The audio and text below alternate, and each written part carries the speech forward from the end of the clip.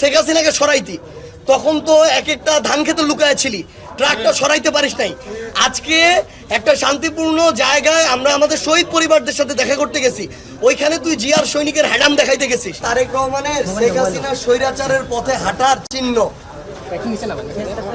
তারেক রহমান যে শেখ হাসিনার পথে হাঁটতেছে এটা হলো ওইটার চিহ্ন।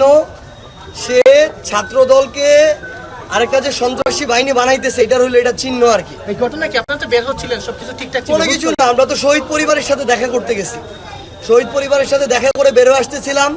ছাত্র দলের সন্ত্রাসীরা আবারও 20-30 জন, তারা জিয়ার সৈনিক এক হও এই স্লোগান দিয়ে আমাদের গাড়িতে রড ছুঁড়ে মারে, ইট ছুঁড়ে মারে, পাথর ছুঁড়ে মারে।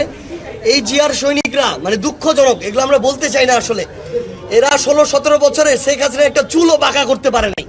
আজকে সব সৈনিক একদম খাড়ায় গেছে, এক একজন সবগুলা চুল খাড়ায় গেছে। এখন পারলে শেখ হাসিনাকে সরাইতি, তখন তো এক একটা ধান খেতে লুকায় ছিলি, ট্রাকটা সরাইতে পারিস নাই। আজকে একটা শান্তিপূর্ণ জায়গায় আমরা আমাদের শহীদ পরিবারদের সাথে দেখা করতে গেছি, ওইখানে তুই জিয়ার সৈনিকের হ্যাডাম দেখাইতে গেছিস। এই হ্যাডাম এতদিন দেখাইতি তোরা।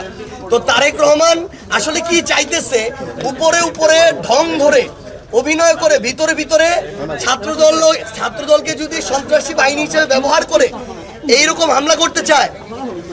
একটা কি মারছে, হয় ইট দিয়ে মারছে অথবা রড দিয়ে মেরে এটা ভাঙছে।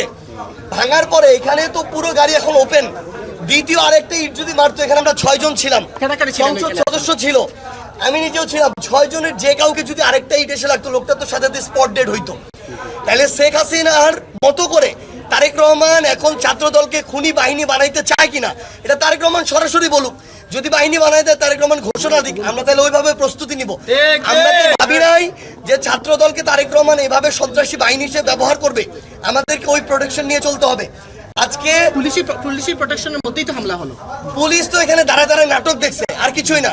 সামনে পুলিশের 1-2 গাড়ি থাকে, পিছনে 1-2 গাড়ি থাকে, আবার 50 জন পুলিশ দাঁড়ায় থাকে, সবাই নাটক দেখে।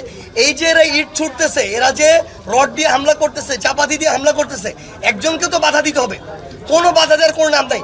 আপনারা দেখছেন আমাদের এক ভাই আলিফ, 18 বছর একটা ছেলে, চোখটা রড দিয়ে আঘাত করে চোখটা পর্যন্ত নষ্ট করে দিছে।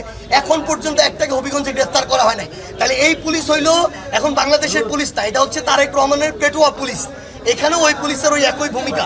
তাহলে তারেক রহমান বলুক সে আরেকটা একনায়কতন্ত্র কায়েম করবে, স্বৈরাচার কায়েম করবে এবং এখানে তার রাজত্ব কায়েম করতে চায় শেখ হাসিনার মতো। তাইলে আমরা আমাদের মতো আমরা পদক্ষেপ নিব, আমরা ব্যবস্থা নিব, আমরা আমাদের রাজনীতি ঠিক করবো যে কিভাবে রাজনীতি করা লাগে। এখন তো আসলে আপনারা কানাইঘাটে যাওয়ার কথা ছিল, সেটি আসলে কি হবে? এটা আমরা আমাদের জায়গা থেকে এখন একসাথে কথা বলে সিদ্ধান্ত নিয়ে জানাবো। কিন্তু তারা এই অবস্থা আসলে কানাইঘাটে যাওয়ার সুযোগ আছে কিনা না, তাহলে দেখেন আপনি, আমরা একটা রাজনৈতিক দল হিসেবে আমাদের প্রোগ্রামটা করতে চাই। তারেক রহমানের ছাত্র দলের বিএনপি সন্ত্রাসীগুলো প্রোগ্রামটা করতে দিতেছে না। তাহলে আমরা তাদের বিরুদ্ধে কতটুকু কথা বলবো এটা কি তারা ঠিক করে দিবে? বিরোধী দল কি কথা বলবে তারা ঠিক করবে? তারা আমাদের বিরুদ্ধে কথা বলুক, আমাদের কথা যদি অযৌক্তিক হয় জনগণ আমাদেরকে বয়কট করবে। কিন্তু তারা তা না করে সন্ত্রাসী এবং এই ধরনের স্বৈরাচারী পথ তারা বেছে নিতেছে আমাদেরকে দমন করার জন্য, রক্তাক্ত করার জন্য।